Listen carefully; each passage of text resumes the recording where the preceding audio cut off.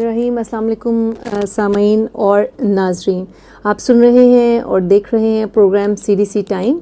और सामीन, ये हमारा वीकली प्रोग्राम है, लाइव प्रोग्राम है। हर वेंसडे को यानी कि बुध के दिन आप हमारा ये प्रोग्राम मुलाहिज़ा फरमाते हैं रिफा FM 102.2 के प्लेटफॉर्म से। और अभी आज इस प्रोग्राम में भी हमेशा की तरह मेरे साथ एक्सपर्ट मौजूद हैं। मेरे साथ जी इस वक्त स्टूडियो में मौजूद हैं डॉक्टर ज़रफ़िशा रियाज़, और एक हमारे नन्हे मेहमान भी मौजूद हैं जिनका नाम है रहीम।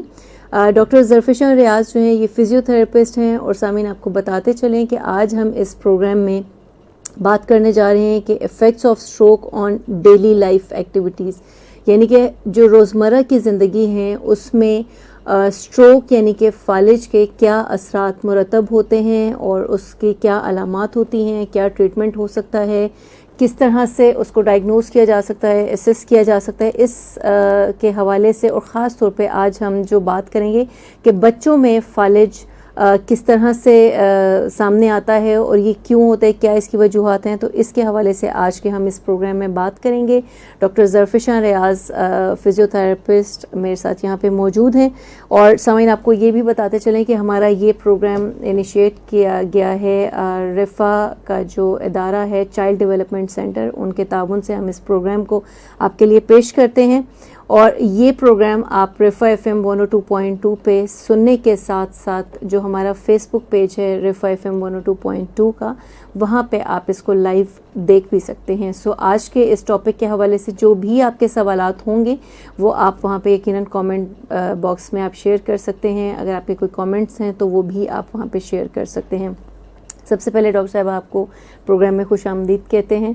और प्रोग्राम शुरू में यहाँ से करना चाहूँगी कि सबसे पहले मैं लेना चाहूँगी चाइल्ड डेवलपमेंट सेंटर जो हमारा ये इदारा है, ये किस तरह से काम कर रहा है और क्या किस तरह से ये सोसाइटी में, या ख़ास तौर पे जो हम बात करते हैं कि इसके जो कुछ ऐसी सर्विसेज हैं जो कि बहुत ही मेरे नज़दीक मुनफरिद अंदाज में वो की जा रही हैं, तो वो क्या हैं। और ये तारुफ इसलिए मुझे हर प्रोग्राम में लगता है ज़रूरी होता है क्योंकि हमारे बहुत सारे सामीन ऐसे हैं जो कि पहली दफ़ा शायद हमारा प्रोग्राम सुन रहे होते हैं या देख रहे होते हैं, तो उनकी मालूमात में इजाफे के लिए। अस्सलाम वालेकुम। चाइल्ड डेवलपमेंटल सेंटर जो है एक ऐसा इदारा है जो कि स्पेशल बच्चों की ज़रूरियात पे काम कर रहा है। चाइल्ड डेवलपमेंटल सेंटर में हम बच्चों को डिफरेंट थेरेपीज़ जो हैं वो देते हैं। सबसे पहले मैं बात करूँगी फ़िज़ियोथेरेपी में वो बच्चे जो चल नहीं सकते, मुख्तलिफ़ वजूहात की वजह से पट्ठे कमज़ोर हैं, गिर गए, कोई बाजू जो है वो फ्रैक्चर हो गई है, उसके बाद जो है बाजू एक जगह पे रखी है प्लस्तर में तो पट्ठे जो हैं वो अकड़ गए हैं, तो उनकी एक्सरसाइजेज़ वगैरह करवाई जाती हैं। इसके अलावा हमारे पास डिफरेंट डिजीज़ के साथ बच्चे आते हैं, जिस तरह डाउन सिंड्रोम है, सेरिब्रल पाल्सी है, तो उसमें बच्चों को कैसे जो है उनको रोज़मर्रा की जो है एक्टिविटीज़ करवाई जाती हैं, उनकी वॉकिंग पे काम किया जाता है, स्टैंडिंग में, सिटिंग पोजीशन में, डिफरेंट जो है उनकी बैलेंस को कैसे मेंटेन करना है, उनकी कोऑर्डिनेशन पे काम किया जाता है। इसके साथ हमारे पास जो चाइल्ड डेवलपमेंटल सेंटर है उसमें हमारे पास स्पीच थेरेपिस्ट हैं। स्पीच थेरेपिस्ट वो बच्चे जो कि डिफरेंट डिजीज़ की वजह से बोल नहीं सकते, ज़बान का कोई किसी भी तरह का कोई मसला है, बोल नहीं सकते, उनकी बोलने पे काम किया जाता है। इसके साथ हमारे पास एक ऑक्यूपेशनल थेरेपिस्ट होते हैं। ऑक्यूपेशनल थेरेपिस्ट बच्चों की जितनी भी डेली लाइफ की एक्टिविटीज़ हैं ताकि उन्हें इंडिपेंडेंट किया जा सके उस पे काम करते हैं। जिस तरह अगर मैं बात करूँ ऑक्यूपेशनल थेरेपी पे बच्चों की सेल्फ फीडिंग पे काम किया जाता है ताकि बच्चा इंडिपेंडेंट हो सके, ख़ुद खाना खा सके। उनकी ड्रेसिंग वगैरह पे काम किया जाता है ताकि उनकी जो है सेल्फ ग्रूमिंग की जाती है कि बच्चा अपनी शर्ट खुद पहन सके, बटन खुद क्लोज़ कर सके, अपने बाल खुद ब्रश करे, हैंड कैसे वॉश करना है, फेस कैसे वॉश करना है। और साथ बच्चों की छोटी फाइन मोटर्स पे वो लोग काम करते हैं, फिंगर्स की जितनी भी मूवमेंट है उस पे काम करते हैं। इसके अलावा हमारे पास IEP होता है जिसमें बच्चों की साथ साथ एजुकेशन पे भी काम किया जाता है ताकि बच्चे जो हैं साथ इन सब थेरेपीज़ के साथ जो है वो थोड़ा बहुत पढ़ना लिखना भी सीख सकें। इसके अलावा हमारे पास बिहेवियर थेरेपिस्ट होते हैं जो बच्चों का बिहेवियर जो है वो मैनेज कर रहे होते हैं। चाइल्ड डेवलपमेंटल सेंटर हमारे पास जो है वो वेस्टरिज 1 अताउल हक रोड पर है। बिल्कुल ठीक है। सामीन, चाइल्ड डेवलपमेंट सेंटर जो है वो अताउल हक रोड वेस्टरिज 1 में ये इदारा वहाँ पे मौजूद है। और अगर आप इनके राब्ते का नंबर भी देखना मालूम करना चाहें तो वो है 0320786533 0320786533 ये इनके राब्ते का नंबर है। और ये अगर आप देखें तो हमारा जो ये फेसबुक पे हमारा जो प्रोग्राम अभी तक लाइव नशर हो रहा है वहाँ पे टिकर में भी आपको ये नंबर मिल सकता है। और यहाँ पे मैं ये बात ज़रूर कहना चाहूँगी कि जहाँ पे कहा जाता है कि हर इंसान को जीने का हक है, और अगर हम अपने कॉन्स्टिट्यूशन के मुताबिक भी देखें तो वहाँ पे भी हर एक के पास ये इख्तियार है कि वो एक अच्छे अंदाज में मुआशरे में आगे चले, आगे पले बढ़े। तो उस लिहाज से अगर हम देखें तो जो बच्चे स्पेशल नीड्स के साथ होते हैं उनको भी उतना ही ये हक उनका भी है जितना एक नॉर्मल इंसान का है या एक नॉर्मल बच्चे का है। सो आज के दौर में चाइल्ड डेवलपमेंट सेंटर जो है इस सिलसिले में यकीनन एक बहुत ही अहम किरदार अदा कर रहा है कि वो ऐसे बच्चे जिनको किसी भी लिहाज से कुछ उनकी स्पेशल नीड्स हैं और उनको स्पेशल तरीके से ट्रीट करने की ज़रूरत है, तो उस हवाले से ये इदारा अपना काम अंजाम दे रहा है, अपनी सर्विसेज ऑफ़र कर रहा है। सो आपके अराउंड भी अगर कोई भी ऐसा बच्चा है तो आप यकीनन इस इदारे से रब्ता कर सकते हैं और उस बच्चे की बेहतर ज़िंदगी और बेहतर परवरिश के लिए मज़ीद रहनुमाई ले सकते हैं। अच्छा जी डॉक्टर साहब, अभी हम आते हैं जो आज का हमारा टॉपिक है जो कि है स्ट्रोक पे हम आज बात करने जा रहे हैं। क्या उसके असरात होते हैं और ख़ास तौर पे जो डेली या रूटीन की लाइफ है उस पे उसके असरात किस तरह से मुरतब होते हैं।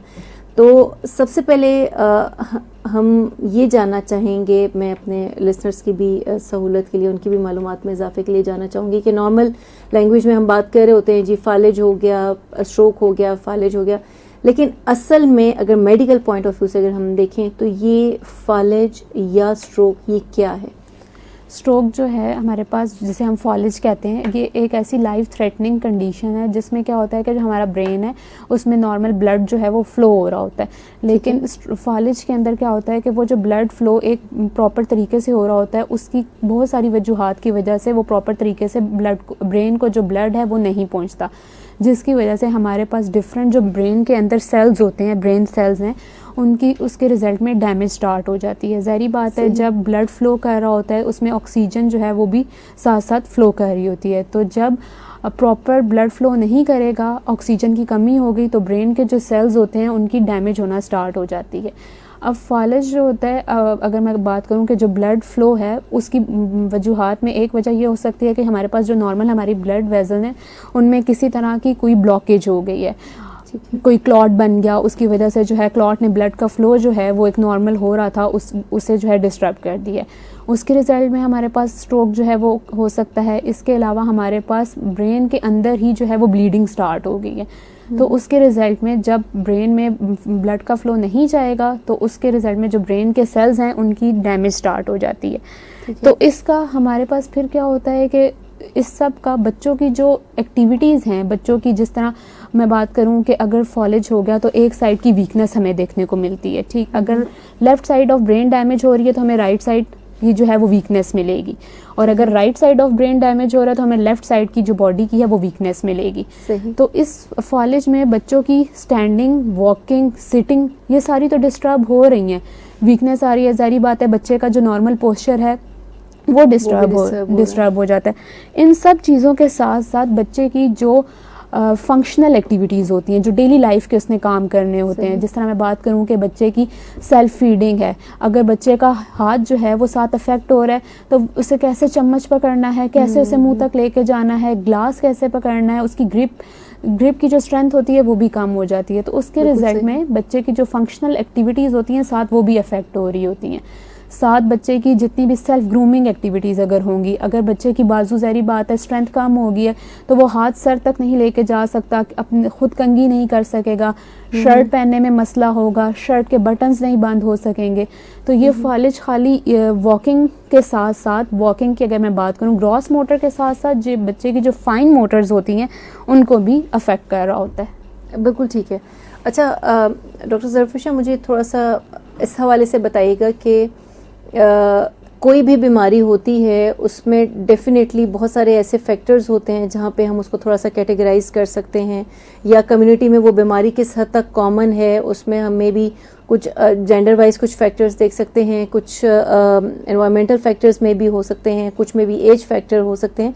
तो अगर हम स्पेसिफिकली स्ट्रोक के हवाले से बात करें, यानी कि फालिज के हवाले से बात करें, तो इसके हवाले से जानना चाहूँगी कि ये हमारी कम्युनिटी में ये कितना कॉमन है, और फिर हम आगे इसमें बात करते हैं कि क्या इसके मज़ीद फैक्टर्स हो सकते हैं। वैसे भी अगर हम बात करें कि ये हमारी कम्युनिटी में कितना ये कॉमन है। स्ट्रोक जो है, अगर मैं बात करूं लिटरेचर के लिहाज से, लिटरेचर में खैबर पख्तूनख्वा में 2017 की स्टडी में जो स्टडी हुई है उसके अकॉर्डिंग जो मेल हैं स्ट्रोक उनमें ज़्यादा अकर होता है एज़ कम्पेयर टू फीमेल्स। और इसकी रेशो अगर मैं बताना चाहूँ तो मेल्स में अगर 1.3 है तो फीमेल्स में 1.2 है। तो ये एज़ कम्पेयर टू मेल जो है उन्हें ज़्यादा अफेक्ट करता है। और अगर बच्चों और बड़ों का देखा जाए, कंपैरिजन अगर किया जाए, तो ये जो ओल्डर पॉपुलेशन होती है उसे ज़्यादा अफेक्ट करती है। बच्चे ये नहीं है कि बच्चे जो हैं वो अफेक्ट नहीं हो रहे, बच्चे भी अफेक्ट हो रहे हैं, लेकिन ज़्यादा जो हैं जिनकी एज 55 से अबव है, ओल्ड एज, उस पॉपुलेशन को ये ज़्यादा अफेक्ट करती है, ज़्यादा अफेक्ट करते हैं। और अगर हम इसकी इकसाम के लिहाज से देखें तो क्या इसकी कोई इकसाम होंगी या इसकी कुछ किस्में होंगी? फालिज कुछ मुख्तलिफ इकसाम का भी होता होगा? जी, फालिज हमारे पास दो तरह का होता है। एक हमारे पास होता है इस्केमिक स्ट्रोक जिसे हम कह रहे होते हैं, और एक हमारे पास हेमोरेजिक स्ट्रोक होता है। अच्छा। जो मोस्ट कॉमन 80% जो स्ट्रोक ज़्यादातर होता है वो इस्केमिक स्ट्रोक होता है। उसमें क्या होता है कि जिस तरह मैंने आपको पहले बताया कि ब्रेन को जो है ब्लड फ्लो नहीं मिल रहा, ब्लड वेसल जो है उसमें किसी तरह का क्लॉट बन गया, उसकी ब्लॉकेज हो गई है। अब क्लॉट दो तरह के हो सकते हैं, एक जिसे हम कहते हैं थ्रोम्बस। थ्रोम्बस क्या होता है कि अगर क्लॉट बन गया तो वो ब्लड वेसल में एक ही जगह पे रहेगा, लेकिन जो एम्बोलिज्म होता है उसमें ये होता है कि वो क्लॉट मूव करके बॉडी के किसी और पार्ट में चला जाता है। लेट्स सपोज वो ब्रेन में बना और वो लंग्स में मूव कर गया, तो वो वहाँ पे जाके वीकनेस जो है वो कॉज कर देगा। उसके अलावा हमारे पास जो हेमोरेजिक स्ट्रोक होता है ये as compare to ischaemic stroke जो है वो कम होता है। इसमें क्या होता है कि ब्रेन के अंदर अगर ब्लीडिंग स्टार्ट हो गई है, ये उसकी वजह से होता है, या ब्रेन का एक पोर्शन होता है जिसे सब एरेक्नॉइड स्पेस कह रहे होते हैं, उसके अंदर कोई ब्लीडिंग स्टार्ट हो गई है, तो उसकी वजह से ये स्ट्रोक की जो टाइप है वो हो सकती है। बिल्कुल ठीक है। सो ये दो मेजर इसकी टाइप्स हैं जिसके हवाले से जब भी कोई इसका डायग्नोस्टिक का प्रोसीजर होगा या जो इसका कोई ट्रीटमेंट होगा तो वो इनके लिहाज से जो है वो मज़ीद आइडेंटिफाई किया जा सकता है। अच्छा, अब हमने ये बात तो कर ली कि ये बड़ों से ज़्यादा, बच्चों से ज़्यादा बड़ों में ये ज़्यादा होता है, ख़ासतौर पे जो 50+ के लोग हैं उनमें ये ज़्यादा होता है। बच्चों में भी क्या कोई एज वाइज हम कोई फैक्टर देख सकते हैं कि बच्चों की एज स्पेसिफिक के इस एज के बच्चों को ये ज़्यादा होता है और इस एज के बच्चों में इतने ज़्यादा इसके चांसेस नहीं होते? नहीं, बच्चों का ये है कि मतलब सेम ही होता है। बर्थ से लेके अगर 18 मैं बात करूँ 14 ईयर्स तक, तो बच्चों में किसी भी एज में स्ट्रोक जो है वो अकर हो सकता है। ये नहीं है कि अगर न्यू बॉर्न है तो उसमें नहीं हो सकता, ऐसा नहीं है। न्यू बॉर्न में भी हमें स्ट्रोक जो है वो देखने को मिलता है। और क्या ऐसी कोई ख़ास वजूहात होती हैं? अगर हम वजूहात की बात करें, इसकी रीज़न्स की, अगर हम कुछ रीज़न्स को आइडेंटिफाई करना चाहें तो उसमें क्या वजूहात होती हैं जिसकी वजह से ये बच्चों में अकर हो सकता है? बच्चों में अगर मैं बात करूं फालिज की, तो बच्चों में फालिज एक तो प्रेगनेंसी में, ड्यूरिंग प्रेगनेंसी अगर मदर को किसी तरह की कोई भी कॉम्प्लिकेशन हो रही है, ऑक्सीजन की कमी हो रही है, उस वजह से भी बच्चे पे इफेक्ट आता है, तो स्ट्रोक के चांसेस हैं कि बच्चे को जो है फालिज का अटैक हो सकता है। इसके अलावा अगर बर्थ के टाइम पे किसी भी तरह की बच्चे की अपनी ऑक्सीजन जो है वो कम हो गई है, तो उस वजह से भी बच्चे को स्ट्रोक जो है वो अकर हो सकता है। इन सब के साथ साथ बच्चों में कोई भी अगर किसी तरह का कोई इन्फेक्शियस डिजीज़ हो गया, अगर कोई क्लॉटिंग डिजीज़ हो गया, तो उनमें भी बच्चों को स्ट्रोक के चांसेस जो हैं वो हो सकते हैं। इसके अलावा बच्चों में एक कोई सर की या गर्दन की कोई ट्रॉमा हुआ है, कोई इंजरी हो गई है, तो क्लॉट बन गया, उसके नतीजे में भी चांसेस होते हैं कि फालिज हो सके। इसके अलावा हमारे पास एक कंडीशन होती है जिसको हम कहते हैं वेसिकुलाइटिस, जिसमें क्या होता है कि जो ब्लड वेजल्स हैं हमारी, उनकी इन्फ्लेमेशन होती है, वो सूज जाती हैं। उसके रिजल्ट में उनकी वॉल जो होती है वो वीक हो जाती है, तो उसमें भी चांसेस हैं कि स्ट्रोक जो है वो अकर हो सके। इसके अलावा हमारे पास एनोरिज्म, जिसमें जो ब्लड वेसल होती हैं वो बल्ज हो जाती हैं, मतलब बैलून की तरह फूल जाती है, तो उसके नतीजे में भी बच्चों में चांस होता है कि फालिज जो है वो हो सके। ठीक है। अब डॉक्टर साहब, आप यहाँ पे बात कर रही हैं कि बच्चों में भी ये हो सकता है और ख़ास तौर पे अगर ड्यूरिंग प्रेगनेंसी भी हो सकता है और उसके बाद भी ड्यूरिंग गिविंग बर्थ उस दौरान भी इसमें कुछ चांसेस हैं और फिर लेटर ऑन स्टेज पे भी हो सकते हैं। क्या कोई इसकी ऐसी ख़ास किस्म की अलामात हैं जहाँ पे पता चल सके कि ये बच्चा जो है ये स्ट्रोक की वजह से सफ़र कर रहा है? अच्छा, जैसे बच्चा अब हमारे पास अगर एक न्यू बॉर्न बेबी है तो उसमें तो मतलब अभी चूँकि बच्चों के नॉर्मल कुछ माइलस्टोन होते हैं कि इस माइलस्टोन में बच्चे ने ये चीज़ अचीव करनी होती है। जिस तरह माइलस्टोन ये होता है कि 3 मंथ्स में जिस तरह बच्चा जाके अपनी गर्दन जो है वो संभालना शुरू करता है, 6 मंथ्स में बच्चे ने क्रॉल करना होता है, फिर 9 मंथ में बच्चे ने जो है पकड़ के सहारे के साथ चलना शुरू करना होता है। तो न्यू बॉर्न में तो ऐसे स्ट्रोक हमें उस टाइम पता नहीं चलता। जैसे जैसे बच्चे की ग्रोथ होती है तो हमें बच्चे की एक साइड पे, अगर लेट्स सपोज में लेफ्ट साइड ब्रेन का अफेक्ट है तो राइट साइड पे हमें वीकनेस मिलेगी। तो उस फिर जाके हमें पता चलता है, जाहिर बात है जब उस लिम्ब को कंपेयर किया जाता है तो एक लिम्ब की शॉर्टनिंग भी हो सकती है, लिम्ब की जो है स्ट्रेंथ कम होगी। तो ये एक निशानी होती है, अलामात है कि जैसे हम आइडिया लग के इस बच्चे को कोई ना कोई स्ट्रोक के चांसेस हैं। इसके अलावा क्या हो सकता है कि जब बच्चा बोलना शुरू करेगा तो उसकी स्पीच जो होगी वो सही नहीं होगी, एक स्पीच में हमें डिफ़िकल्टी मिलेगी। अगर स्कूल गोइंग बच्चा है तो उसमें ये अलामात हो सकती हैं कि अगर वो कोई लेफ़्ट साइड अफेक्टेड है या राइट साइड अफेक्टेड है तो पेंसिल नहीं पकड़ सकेगा, अगर कोई रीडिंग है तो वो नहीं कर सकेगा। इसके अलावा अगर बच्चा चल रहा है तो उसका बैलेंस डिस्टर्ब होगा। मतलब अगर स्ट्रेट लाइन है, बच्चा उस पर नहीं चल रहा, फॉल कर रहा है, गिर रहा है बार बार, बैलेंस अफेक्ट हो सकता है। उसके अलावा बच्चे की आई हैंड कोऑर्डिनेशन के अगर बच्चा कोई काम कर रहा है, लेट्स सपोज हम मिरर के सामने बच्चे को कहते हैं कि अपने जो आई को है वो उसे टच करो और बच्चा चीक को टच कर रहा है, कोऑर्डिनेशन डिस्टर्ब है, तो ये एक अलामात हो सकती है। उसके अलावा हमारे पास बच्चे की अगर फेस की मैं बात करूं, फेस अफेक्ट हो रहा है, एक साइड की वीकनेस है, ठीक है, तो उसकी ड्रूलिंग हो रही होती है, प्रॉपर लिप्स जो होंगे वो क्लोज नहीं होंगे जिसकी वजह से थूक जो होगी वो गिर रही होती है। इसमें अब क्या होता है कि हमारे जो ब्रेन है उसके डिफरेंट लोब्स होते हैं, ब्रेन हमारे लोब्स हैं, जिसमें अगर मैं बात करूं कि अगर बच्चे का बैलेंस या कोऑर्डिनेशन जो है वो डिस्टर्ब हो रही है तो उसमें हमारा जो सेरिबेलम ब्रेन का एक पार्ट होता है वो उसे कंट्रोल कर रहा होता है। तो ब्रेन का जो सेरिबेलम पोर्शन होगा उसमें किसी तरह की कोई डैमेज या उसमें कोई किसी तरह का मसला है जिसकी वजह से बच्चे का बैलेंस या कोऑर्डिनेशन जो है वो अफेक्ट हो रही है। अगर बच्चे को जो है मैं बात करूं कि अगर बच्चे की हमने कहा है कि आपने टच करना है, अब ये जितनी भी सेंसेस होती हैं टच की, स्मेल की, ये हमारा एक लोब होता है जिसे हम पेराइटल लोब कहते हैं, वो कंट्रोल कर रहा होता है। तो अगर इसमें कोई मसला होगा तो हमारा जो ब्रेन का पोर्शन है पेराइटल लोब जिसे हम कहते हैं तो वो अफेक्ट हो सकता है।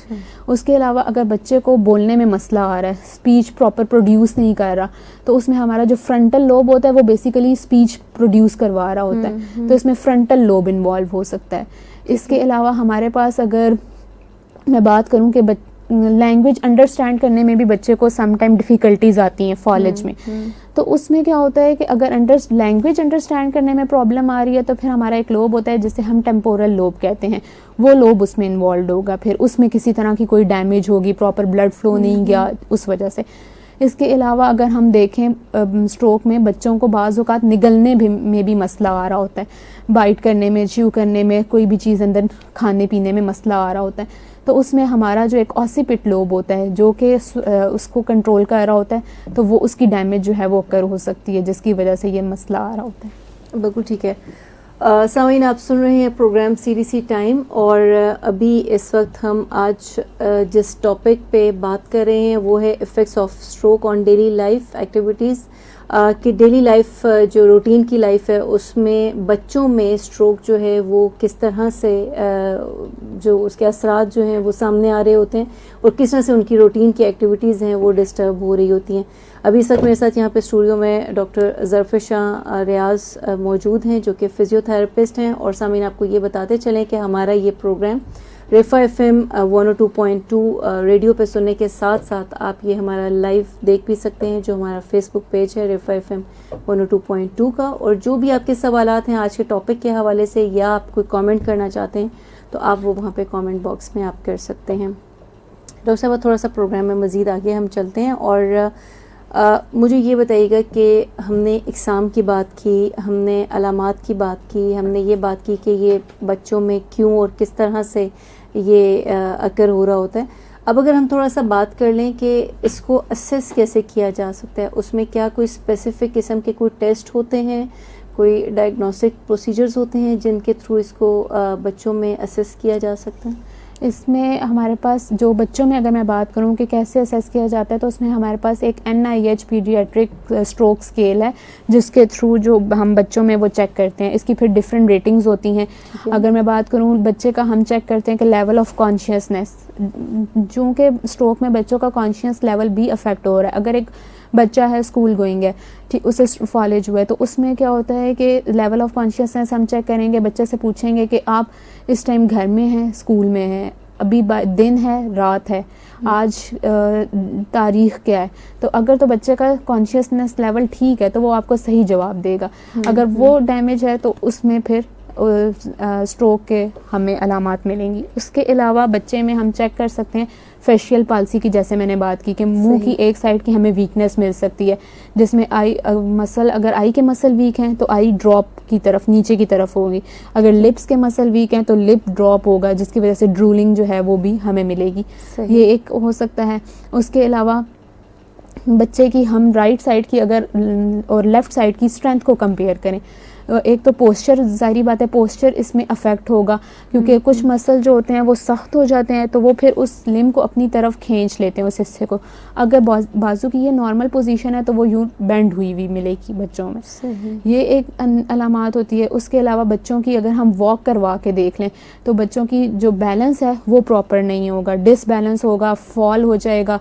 इसके अलावा बच्चों में हम कोऑर्डिनेशन, आई हैंड कोऑर्डिनेशन हम कैसे चेक करते हैं कि अगर कोई भी लेट्स सपोज हम बच्चे को टास्क देंगे तो उसमें बच्चे की आइज़ और हैंड की कोऑर्डिनेशन कैसी है, कि क्या वो कमांड एक टाइम पे हो रहा है, एक्शन परफॉर्म हो रहा है कि नहीं। अगर एक्शन डिस्टर्ब है तो बच्चे की आई हैंड कोऑर्डिनेशन जो है वो अफेक्ट होती है। इसके अलावा बच्चों में कुछ बच्चों के रिफ्लेक्सेस की अगर मैं बात करूँ, रिफ्लेक्सेस होते हैं, प्रिमिटिव रिफ्लेक्सेस हम उन्हें कह रहे होते हैं। प्रिमिटिव रिफ्लेक्सेस ये चीज़ होती है कि जब बच्चा है उसमें हम उसे कोई स्टिमुलस देते हैं, कोई एक्शन देते हैं, तो उसके रिजल्ट में बच्चे का रिस्पांस क्या जनरेट हो रहा है। जब एक बच्चा पैदा होता है और कुछ मंथ्स तक उनके वो प्रिमिटिव रिफ्लेक्सेस जो हैं वो होते हैं, विद द एज जैसे जैसे ग्रोथ होती है तो वो रिफ्लेक्सेस खुद ही डायमिनिश हो जाते हैं। तो उन रिफ्लेक्सेस में अगर मैं आपको बताना चाहूँ तो पहला हमारे पास एक रिफ्लेक्स होता है जिसे हम सकिंग रिफ्लेक्स कह रहे होते हैं। छोटे बच्चे होते हैं, हम उनके मुंह में अगर अपनी लेट्स सपोज फिंगर रखते हैं या फीडर है, उसकी निपल जो है वो होगी, तो बच्चे का एक नेचुरल इसके रिजल्ट में क्या रिस्पॉन्स आता है कि वो उसे सक करेगा।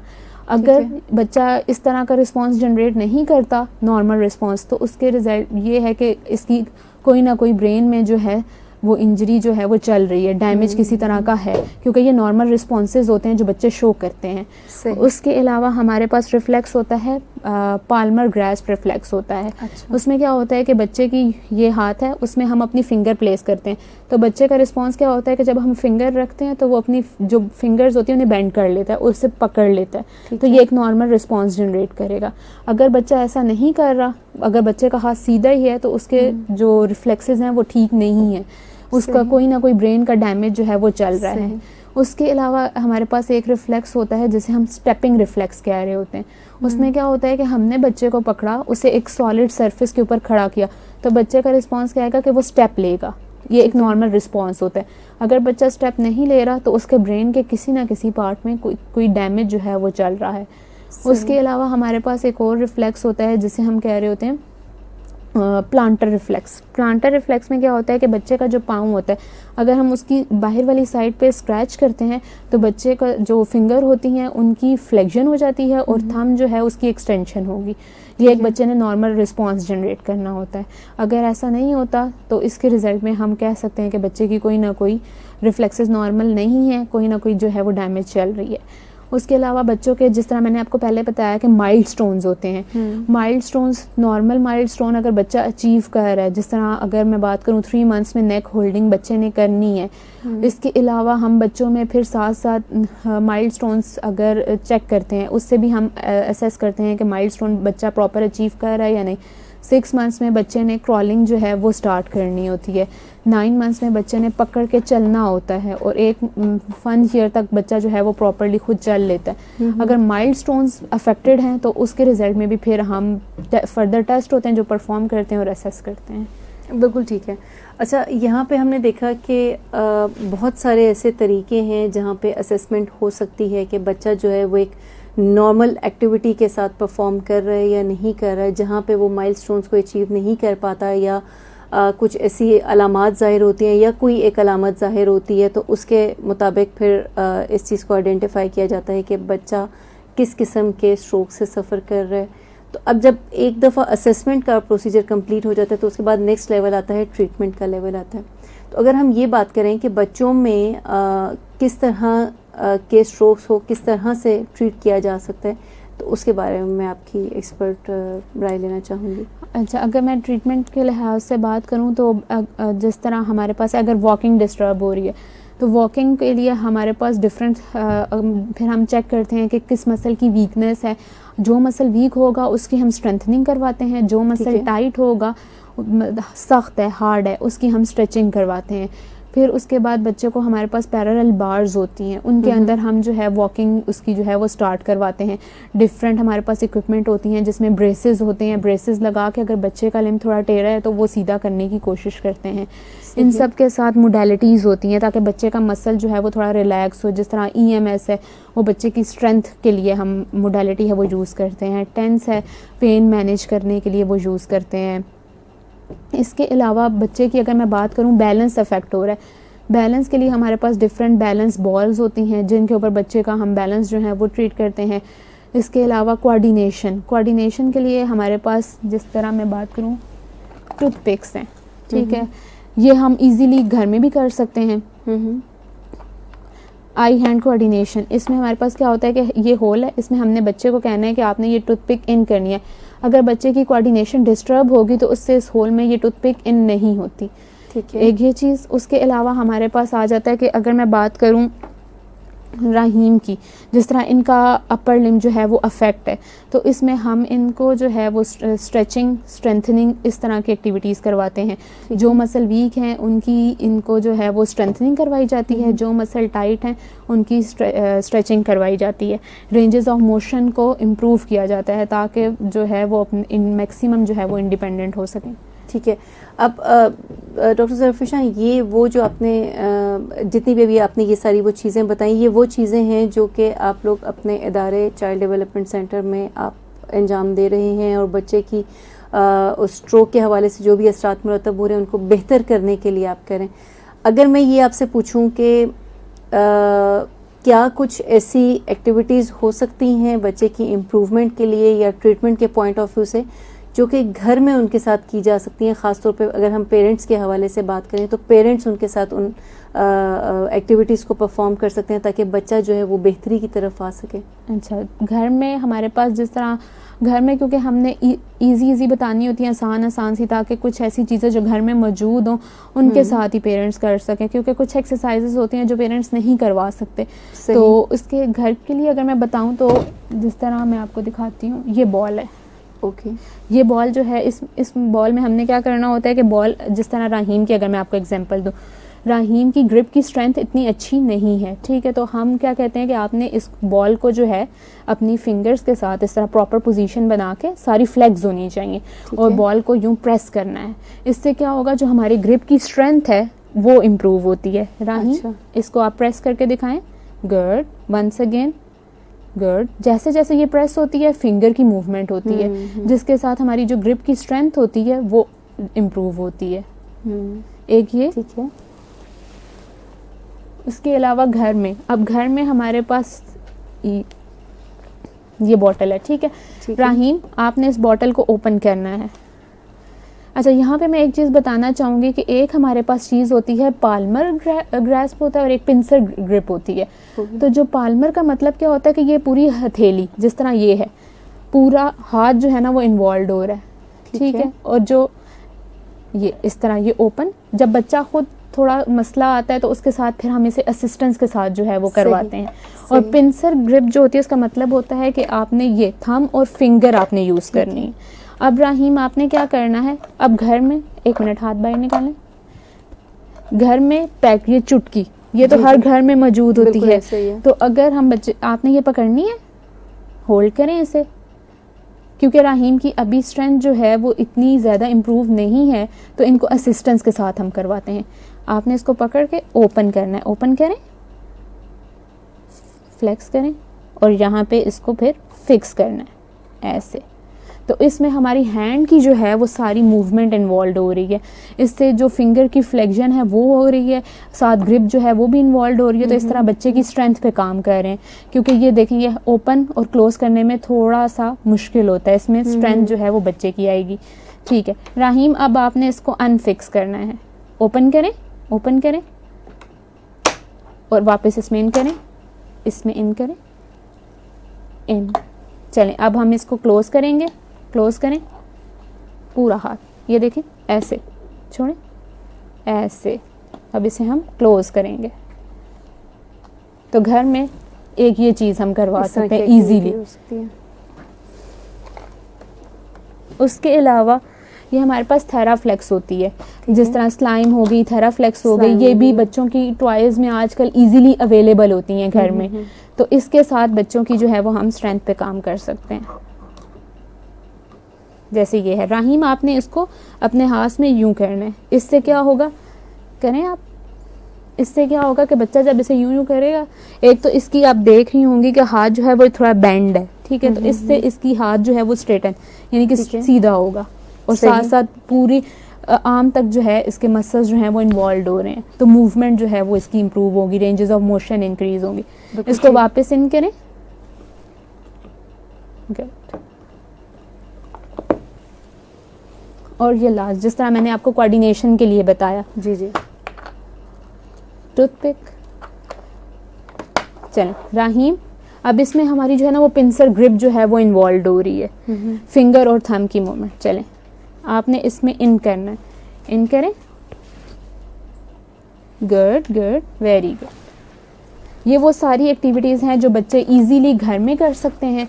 और अगर उनकी कोई भी, जिस तरह अब राहीम की राइट लिम्ब इन्वॉल्व है, तो इस तरह इनकी एक्टिविटीज़ जो हैं वो इम्प्रूव होंगी, रेंजेस इम्प्रूव होंगी, जिसके रिजल्ट में क्या होगा कि जितनी भी डेली लाइफ की एक्टिविटीज़ हैं, खाना खाना है, रेंजेस इम्प्रूव होंगी, बाजू मूव करेगी, अगर हेयर ब्रश करने हैं तो उसमें इम्प्रूवमेंट आएगी। अब घर में हमारे पास नॉर्मली हेयर ब्रश पड़ा होता है, तो अगर हम बच्चे से कहें कि ये पकड़ो और अपना बाल जो है वो बाल ब्रश ब्रश करो, करें। तो उसमें भी अब ज़ाहिर बात है बाजू जो है वो मूव कर रही है, तो रेंज जो होगी वो इम्प्रूव होगी। तो ये सारे इजी टास्क हैं जो कि घर में कर सकते घर हैं, में कर पेरेंट्स कर सकते हैं। बिल्कुल। और मुझे लगता है कि डॉक्टर साहब, ये पेरेंट्स की इन्वॉल्वमेंट इसमें इसलिए भी ज़रूरी है कि बच्चा एक मे बी स्पेसिफिक टाइम के लिए किसी थेरेपिस्ट के पास आएगा या किसी ट्रीटमेंट के हवाले से एक स्पेसिफिक उसका टाइम होगा, बाकी वो सारा टाइम अपने घर में अपनी फैमिली के साथ, अपने पेरेंट्स के साथ गुजारा है। तो पेरेंट्स की इन्वॉल्वमेंट इस लिहाज से भी बहुत ज़्यादा ज़रूरी है। और फिर थोड़ा सा जो एक बच्चे की पेरेंट्स के साथ इन्वॉल्वमेंट और एक उनके साथ इंटरेक्शन होता है, वो बाहर शायद उतना ओपन नहीं होता, उतना फ्रेंडली समटाइम नहीं होता है, तो उसमें भी पेरेंट्स के इन्वॉल्वमेंट और इस तरह की छोटी छोटी एक्टिविटीज़ के थ्रू बच्चे की लाइफ को इम्प्रूव किया जा सकता है।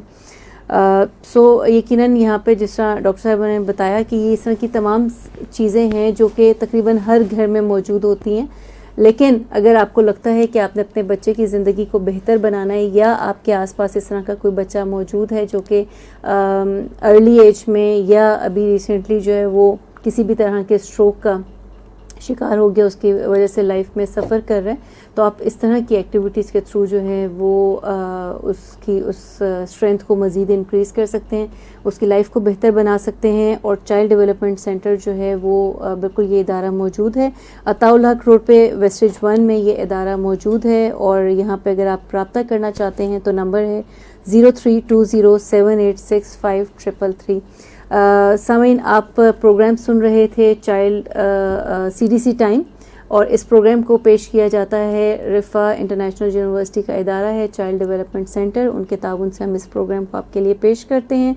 और इस प्रोग्राम को भी सुन रहे थे इरफान मजीद, सुन रहे थे नूर भट्टी और असगर ख़ान इस प्रोग्राम को सुन रहे थे और पसंद कर रहे थे।